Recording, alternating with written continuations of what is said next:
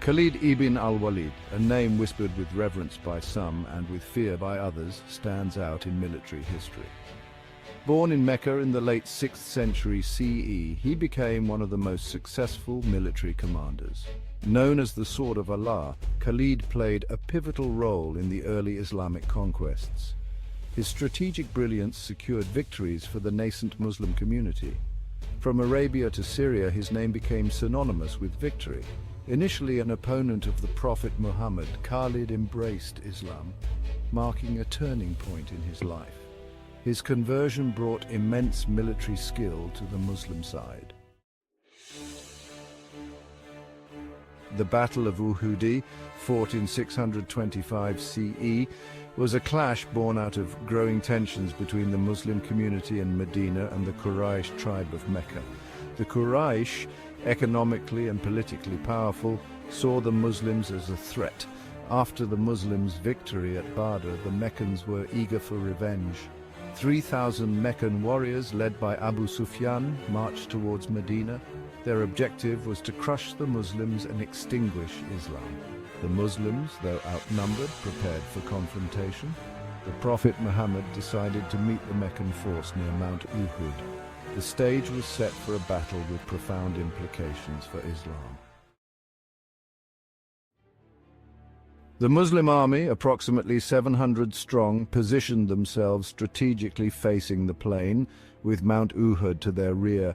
The Prophet himself stationed a contingent of 50 archers on a nearby hill, commanding them to hold their position no matter what transpired below. Their arrows were to rain down on the advancing enemy, disrupting their formations and providing crucial support to the Muslim lines. The battle commenced with individual duels, a common practice in Arabian warfare. Muslim warriors, fueled by their faith and a fierce defense of their community, clashed with the Meccan troops. The initial engagements seemed to favor the Muslims, their lines holding firm against the larger Meccan force. The archers, strategically positioned on the slopes of Mount Uhud, played a crucial role in these early engagements. Their arrows harassed the Meccan ranks, sowing confusion and disrupting their attempts to break the Muslim lines. The Prophet's instructions to the archers were clear: hold this position and do not abandon it under any circumstances. Their discipline and their aim were instrumental in the early Muslim successes. The tide of the battle seemed to be turning in the Muslims' favor. The Meccan assault faltered, their ranks thinning under the pressure of the Muslim defense and the deadly hail of arrows from the archers positioned on the hill. It was at this crucial juncture that a tactical error, driven by a desire for spoils, would prove to be a turning point in the battle. Observing the Meccan retreat, a number of the archers, enticed by the prospect of collecting loot from the fallen enemy, abandoned their strategic position on the hill. They disobeyed the Prophet's explicit orders to hold their position no matter the circumstances. This seemingly minor act of indiscipline would have disastrous consequences for the Muslim army. Khalid ibn al-Walid, commanding a cavalry unit on the Meccan side, observed this breach in the Muslim defenses. A brilliant tactician, he recognized the opportunity that this lapse in discipline presented. He immediately rallied his cavalry and led a charge around the base of the hill, exploiting the gap left by the archers. Section 5. Khalid's masterstroke, encirclement, and the tide turns. Khalid's swift and decisive action caught the Muslims off guard. His cavalry, sweeping around the hill, now threatened the Muslim rear, which had been left vulnerable by the archers' departure. The momentum of the battle shifted dramatically. The Muslim lines, which had been on the verge of victory, were now threatened with encirclement. The remaining archers on the hill, witnessing the unfolding disaster, were unable to regain their previous advantage. They were too few in number, their strategic position compromised by the actions of their comrades. The Muslim army, facing a renewed Meccan onslaught from the front, and now a flanking maneuver by Khalid's cavalry, began to falter.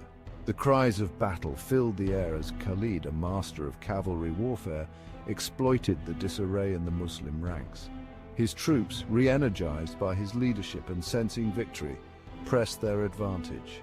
The tide of the battle had turned, and the Muslims found themselves in a desperate struggle for survival. Section 6. The Field of Martyrs. Defeat from the Jaws of Victory. The Battle of Uhud, which had begun with such promise for the Muslims, descended into a chaotic retreat. The Meccan army, reinvigorated by Khalid's tactical brilliance, pressed their advantage relentlessly. The Muslim army, their lines broken, fought with courage and faith, but the tide of battle had turned decisively against them. Amidst the chaos and carnage, acts of extraordinary bravery were witnessed on both sides. The Prophet Muhammad himself was injured, his face wounded, and many of his closest companions lay dead or dying on the battlefield. The ground around Mount Uhud was stained with the blood of martyrs, a testament to the ferocity of the fighting and the sacrifices made. Despite the chaos and the heavy losses, the Muslim spirit remained unbroken. Stories of valor and self-sacrifice emerged from the battlefield, tales that would be recounted for generations to come. The Battle of Uhud, though a military defeat, would serve as a poignant reminder of the sacrifices made in the early years of Islam. Section 7. The Aftermath. Lessons learned, courage reaffirmed. The defeat at Uhud was a bitter pill to swallow for the nascent Muslim community. It was a stark reminder of the realities of war and the ever-present possibility of defeat, even when victory seemed within grasp. Yet, from the ashes of this setback, valuable lessons were learned, lessons that would shape the future of the Muslim community. The importance of discipline and obedience, particularly in the heat of battle, was starkly highlighted. The archers' abandonment of their posts, driven by a desire for worldly gains, had disastrous consequences, demonstrating that even a momentary lapse in discipline could swing the tide of war. Despite the setback, the Battle of Uhud also served as a testament to the unwavering faith and courage of the early Muslims. Even in defeat, they fought valiantly, defending their prophet and their faith until their last breath. The sacrifices made at Uhud would be etched in the collective memory of the Muslim community, a testament to their commitment and a source of inspiration for generations to come. Section 8. Master Tactician, Khalid's military genius. Khalid ibn al-Walid's role in the Battle of Uhud solidified his reputation as a military genius. His swift recognition of the archer's mistake and decisive flanking maneuver showed his tactical acumen. Khalid's understanding of cavalry warfare was unparalleled. He used the speed of his cavalry to devastating effect, turning potential victory into a rout. His actions at Uhud are a timeless example of tactical brilliance and decisive action. Section 9. Conversion and Conquest. Khalid's impact on early Islam. Shortly after the Battle of Uhud, Khalid ibn al-Walid underwent a profound transformation. He embraced Islam, pledging allegiance to the Prophet Muhammad. This conversion, a testament to the power of faith and the Prophet's charisma, would have far-reaching consequences for the future of Islam.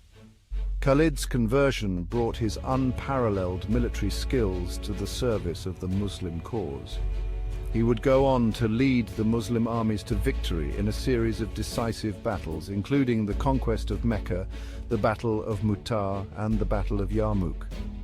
His strategic brilliance and tactical prowess played a crucial role in the rapid expansion of the early Islamic Empire. Khalid's leadership was instrumental in consolidating Muslim rule in Arabia and beyond.